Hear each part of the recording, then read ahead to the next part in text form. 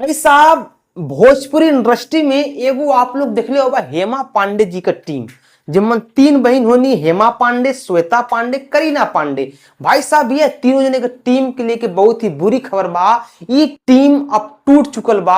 अब टूटले के बाद भाई साहब अब ये टीम में आपस में ही कंट्रोवर्सी हो गई बा। चला पूरी कहानी बताओ थे लेकर। पहले अगर आप लोग हमारे यूट्यूब चैनल पर नए हवा, चले के सब्सक्राइब करा। अगर फेसबुक हवा तो पेज फॉलो करा। चला पूरी कहानी विस्तार से बता देते। भाई साहब हेमा पांडे नाम से ई टीम जानल जाले। ई टीम भाई साहब अश्लीलता के खिलाफ रहे। एकदम से भाई साहब विधा वाला गाना गावेलन, चाहे शादी विवाह वाला विधा हो जाए या कजरी हो जाए, सावन हो जाए, ये टाइप के सब गाना गावेलन। भाई साहब ये सब इनके गाना से प्रेरित होके स्वयं लालू खानदान से भाई साहब तेजस्वी यादव के आदेश पे ये लोगन के अपने घरे बुलावल वाला कोनो फंक्शन में गाना गावे खातिर भाई साहब कल्पना पटवारी अच्छे अच्छे लोगन के छोड़ के ये लोगन के बुलावल जाला। कैसे ये लोग भाई साहब एगो अलग पहचान लेके लोग मार्केट में उतरेला। लेकिन बीच में भाई साहब ये देखल जाला कि ये लोग करीना पांडे कहीं अलग अलग मंच करे लागे नहीं, लेकिन भाई साहब फिर भी कुछ क्यों ना कह पावेला आखिरकार। लेकिन भाई साहब जब हेमा पांडे पहुंचे लेन एबीपी न्यूज लाइव पे इंटरव्यू देवे, तो भाई साहब वहां से पोल खुलेला कि वो हो ये जोड़ी तो टूट चुकल बा। जोन हेमा पांडे अश्लीलता के खिलाफ रहली, उनकर ही बहन करीना पांडे वह टीम में जाके इसमें जम के प्रोग्राम करे थी। एक बात हम आपके बता दिए चाहला कि भाई साहब भले ही हेमा पांडे के ये चीज लग जाए कि हम नीमन गाइब 4 पैसा कमे कमाइब, लेकिन भाई साहब तीनों लोग का विचारधारा एक नईखे हो सकेला।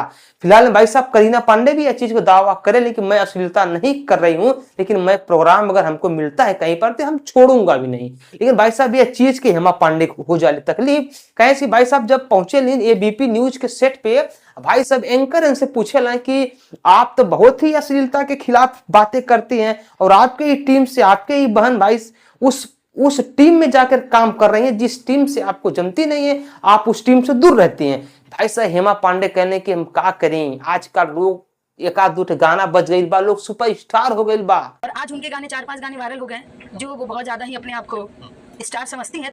हम अपने बहन के का बताई भाई साहब वो अपने आप के सुपरस्टार हो गए नहीं। लेकिन भाई साहब एगो कहत एगो और बात कह दिली। एगो प्रोग्राम रहेला भाई साहब जहाँ चंदन यादव सहित तमाम कलाकार वहां पहुंचल रहे ना, वहां करीना पांडे पहुंचल रहे नहीं। अब पवन सिंह का वीडियो कॉल पे कॉल अवेला तो पवन सिंह कहले कि उड़न बाज चिड़ै भी पहुंचल बिया का, तो करीना पांडे कहली हाँ भैया हम आयल बैठी। भैया आप तो भाई साहब एगो गाना गावेले कि छन छने बदले तोहरो मिजाज रजऊ रंगबाज रजऊ, ये पवन सिंह के लिए गाना गावेलिन करीना पांडे। भाई साहब ये वीडियो को लेके जब उड़नबाज बोल देने पवन सिंह करीना पांडे के, ये वीडियो वायरल हो जाला। भाई साहब ये शब्द करीना पांडे के तनिको दिक्कत ना होला, कहे कि जब भी कहल नहीं तो करीना पांडे के मुंह गिरा ले चाहिए। लेकिन भाई साहब करीना पांडे कुछ ना बोले नहीं, मुस्किया कहले कि और रउआ तो नहीं छने छने बदले रउओ मिजाज राजऊ रंगबाज रजऊ। भाई साहब ये गाना गा के तो करीना पांडे खुश हो जानी, लेकिन हेमा पांडे के ये चीज बहुत ज्यादा बुरा लग जाला। वह इंटरव्यू में जाए कहने कि पवन सिंह सुपरस्टार होंगे अपने आप को और कुछ भी होंगे अपने आप को, लेकिन मेरी बहन को करीना पांडे को इस तरीके से नहीं बोलना चाहिए। ये भाई साहब हेमा पांडे अपने बहन खातिर बोले नहीं, लेकिन अगले दिन भाई साहब करीना पांडे के एगो प्रोग्राम और रखा जाला। कहे से भाई साहब ये समय हेमा पांडे के प्रोग्राम कम मिल रहा बा, श्वेता पांडे कुछ समझ में नहीं आ रहा बा, लेकिन करीना पांडे के इसमें प्रोग्राम दबा के मिल रहा बा। कहे से भाई साहब जो प्रोग्राम में जाए खातिर हेमा पांडे मना के ले रहने की ऐसे ऐसे प्रोग्राम में हम ना जाब ना हमारे बहन लोग जाई। भाई साहब वह प्रोग्राम में करीना पांडे सिंगल जाए की तैयारी कर ले लें। भाई साहब हर जगह हर प्रोग्राम में जाते हैं, तो भाई साहब इनका वो और प्रोग्राम आ जाला। तो भाई साहब करीना पांडे वह मंच पे हेमा पांडे के वो जवाब देनी कि हेमा पांडे के सुन के भाई साहब ने बहुत तकलीफ हो जाई। का कहनी पता हो, कहने कि आजकल हमारे प्रोग्राम के क्यों अश्लील प्रोग्राम बता रहा बा। बतावा भैया हम अश्लील करत हिला,